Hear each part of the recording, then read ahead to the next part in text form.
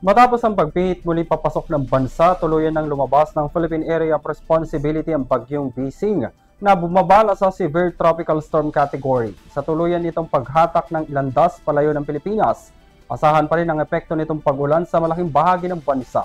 May weather report si Charles Malate. Ayon sa report ng Pag-asa, tuluyan ng lumabas ng bansa si bagyong Bising kaninang 5 AM ng madaling araw.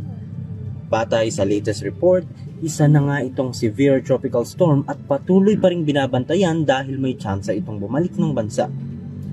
Huli itong namataan sa layong 565 kilometers hilagang bahagi ng Itbayat, Batanes at kumikilos pahilagang Silangan.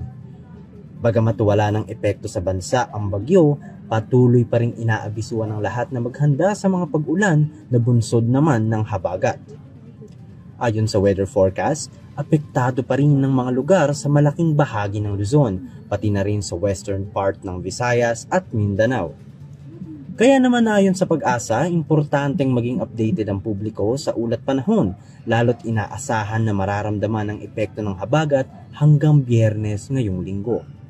Para sa EuroTV News, ako si Charles Malate, sumasaludo sa bawat Pilipino.